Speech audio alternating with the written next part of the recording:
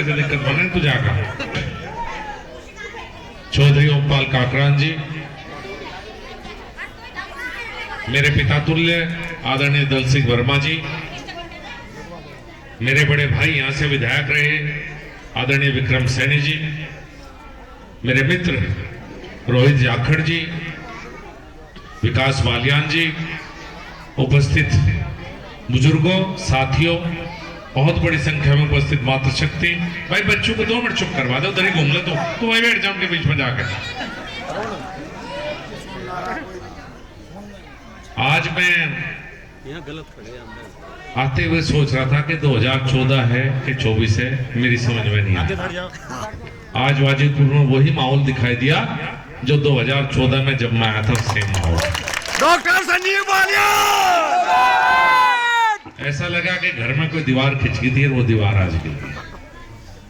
आज जाखड़ साहब, जो गठबंधन दिल्ली में हम लोगों ने बैठकर राष्ट्रीय लोकदल भारतीय जनता पार्टी का गठबंधन किया था, आज वो गठबंधन वाकई जमीन पर उतर गया है और जिस उद्देश्य से किया गया था वो उद्देश्य भी आज मुझे वाजिदपुर में पूरा होता दिखाई दे रहा है।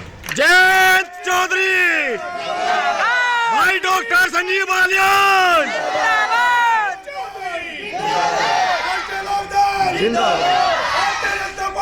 जिंदाबाद,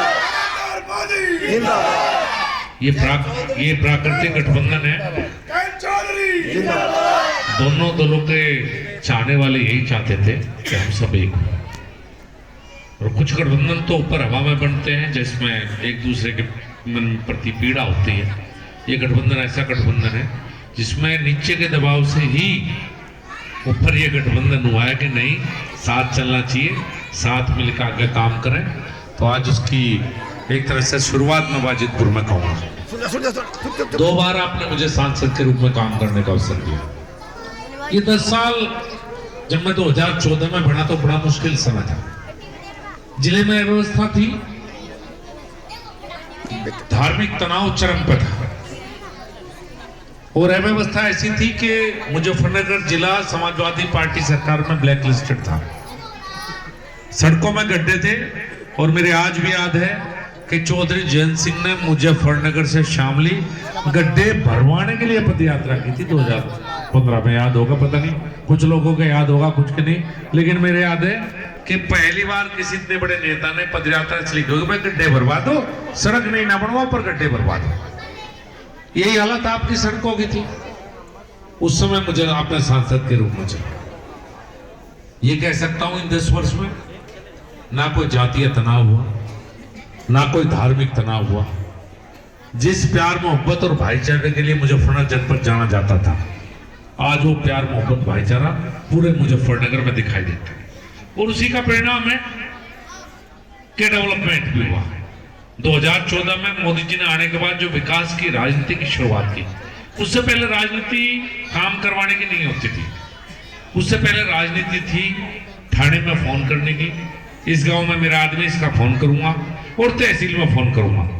इसके अलावा ये राजनीति थी नहीं कि डेवलपमेंट पर कोई फोकस किया जा, भविष्य की प्लानिंग किया जा, देश को कहां लेके जाना, अपने जनपद मुजफ्फरनगर को कैसे आगे बढ़ाना, ये कुछ था नहीं। मेरे याद है मैं एमडी ऑफिस में गया जब सांसद बनकर पहली बार, जब तक मंत्री पद की शपथ नहीं ली थी, तो पंत एमडी होते थे पश्चिमांचल के मेरठ। मैंने मीटिंग बुलाई, मैंने कहा भाई मेरे लोकसभा क्षेत्र में गांव में आप कितने घंटे बिजली देते हैं? तो रिकॉर्ड लिखा और उन्होंने बताया कि औसतन 4 घंटे बिजली हर गांव में हम देते हैं। मैंने उससे कहा भाई कितने दिन में आप ट्रांसफार्मर बदलते हैं? उन्होंने कहा कि औसतन 1 महीना लगता है मैं नए ट्रांसफार्मर लगाने में। पता वो 1 महीना क्यों लगता था? वो इसलिए लगता था कि आप लोग चंदा इकट्ठा करके रिश्वत दे सके, जिससे ट्रांसफार्मर लेकर आते थे। पता नहीं कुछ लोग अब भूल गए होंगे, थोड़ी सी पुरानी याददाश्त कमजोर हो जा, लेकिन ये सच है कि 1 महीना लगा करता, पूरा चंदा इकट्ठा करते थे रिश्वत देने के लिए। समाजवादी पार्टी के हालात ये 2014 में लगा। मैंने 2014 में पहला ब्लूप्रिंट तैयार करवाया था पद से कि मेरे इलाके में बिजली के लिए क्या क्या होना चाहिए, और वो सभी ने तैयार करवाया उस समय ऊर्जा मंत्रालय में जब हमारी सरकार बनी। 5000 करोड़ रुपए मेरे जनपद में आए हैं 10 साल में बिजली व्यवस्था में सुधार के लिए। 5000 करोड़ थे। 65 साल में जितने बिजली घर बने हैं उससे ज्यादा बिजली घर 10 साल में बने। फीडर सेपरेशन हो, केबल डालने का काम हो, ये सब काम 10 साल में होकर 4 घंटे से आज हम 18 घंटे पर पहुंचे। शायद हमने नहीं कल्पना की थी, कोई झूठ बोला तो अलग बात है। गांव में किसी ने नहीं सोचा था 18 घंटे गांव में बिजली आ सके। और 18 घंटे ये नहीं है कि 18 घंटे पर रुकना। बहुत जल्द मुजफ्फरनगर जिले में बड़े फेमस वकील चौधरी चरण सिंह जी के बड़े निकट रहे, जिनका बेटा जज विवेक सुरेंद्रपाल सिंह के पास बैठा वकील है। बड़े तुम बोल क्यों रहे? चुप हो जाओ, थोड़ी देर में खा पी के जब मंत्री में हर हफ्ते गंगा स्नान के लिए हरिद्वार बैठ जाओ, बैठ जाओ, चुप बैठो, तो मैंने कहा बैठ जाओ, यहीं बैठो, आराम आराम से बैठो, बैठो, यहीं बाद जब गंगा स्नान पे जाओगे तो यहीं बैठो, यहीं पी के जाना। बैठो, थोड़ी देर में खाने पीने को दे। मैं तो बिजनौर को जाऊँ तो सब जाकर मंगना बैठे खा लो, बिजनौर जाऊँ। ये हमें सबको खाना देके जब बेचे, जब जनपद मुजफ्फरनगर खाने का पी को देके बेचेंगे डिब्बा। मेरठ से मुजफ्फर के बीच में आता था तो शीशे चढ़ा रही थी फैमिली अपने साथ, जो हरिद्वार नाम जानते। अब बच्चे को कहते ना मम्मी रोक दो रास्ते में कहीं जाना, टॉयलेट जाना, कहने बेटे मुजफ्फरनगर है, उत्तराखंड जाके शीशे उतरेंगे, वहां जाकर टॉयलेट के लिए। ये हालात थी हमारे जिले की। और आज उस जनपद में उस सड़क पर इतने बेहतरीन रेस्टोरेंट है कि मेरठ के लोग खाना खाने मुजफ्फरनगर आवे जी। कितनी स्थिति है। ये 10 साल में व्यवस्था सुधरी है। आने वाले 5 साल और चाहिए कुछ और बेहतर करने के लिए। कुछ प्रोजेक्ट ऐसे हैं जो पेंडिंग है आज तक, बहुत से काम हो गए। कोई ऐसे का आधा जिला होगा देश में जो जिसमें दूसरा कृषि विज्ञान केंद्र होगा, आपके तो बिल्कुल पड़ोस में नियम तोड़ के करवाई मैंने काम। अब कुछ काम है अगले 5 साल जो बाकी है। मेडिकल कॉलेज नहीं बनवा पाया अभी मुजफ्फरनगर में, हमें मेरठ जाना पड़ता है इलाज के लिए। एक और नया नेशनल हाईवे बनना है, मेरठ तक RRTS आगे उसे खींच के हमें मुजफ्फरनगर तक लाना। हम भी मेट्रो में बैठ के दिल्ली जाया करेंगे भाई, क्यों मेरठ वाले क्यों बैठे, हम भी बैठेंगे।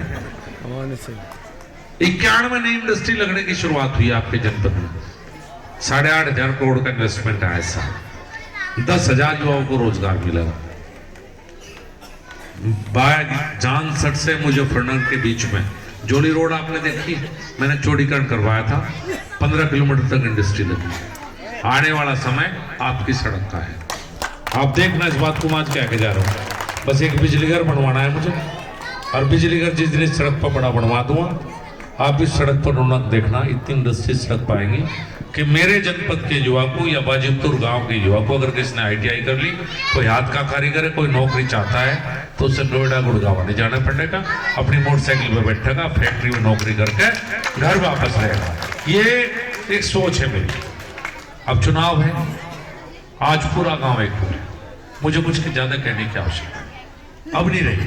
जो आज का माहौल देखा आपने, एक कार्यक्रम किया, सभी जाति बिरादरी सब लोग यहाँ है।